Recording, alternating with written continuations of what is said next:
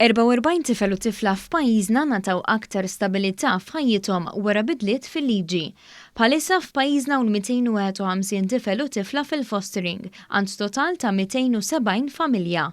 Dan qalu l-kap eżekuttiv tal-Fondazzjoni għas-Servizzi tal-Ħarsien Soċjali Alfred Grixti waqt konferenza li matula ġimniedi hotline ġdid 1778 immirat għal dawk il-familji li jixtiequ jiffosterjaw tifel jew tifla. Grixti spjega li minkejja dan bħalissa xorta hemm madwar 250 tifel u tifla oħra li qed jgħixu fid-djar residenzjali.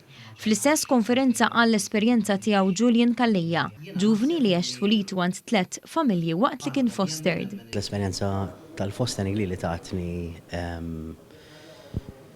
direzzjoni, ħajja, enerġija. Ma nistax nimmaġina ħajti minn għajra, bażikament. U għatkellem dwar sfidi li affaċċjaw tfal bħalu li kienu akbar fl-età. Fuq kemm kienet diffiċli at the time li inti tiġi fostered ġifieri ta' età li ma tkunx tarbija. So l-lum ġurnata nbidlet dik il-ħaġa kif semmet Remenda sewwa fil-konferenza u allura nħossni ovvjament laki ħafna. Mistoqsi dwar x'kien ikun l-akbar tħassib tiegħu waqt li kien fostered, Kallija semma l-inċertezza. Diffiċli għalihom naħseb l-in-between qed tifhem fejn inti għalkemm il-fostering sewwa it's promoted in a way li inti eventwalment terġa' tmur mal-familja bioloġika tiegħek sewwa u jekk hemm iċ-ċans hekk għandu jkun. Tajjeb, l-uncertainty ta' tfal hija diffiċli qed tifhem.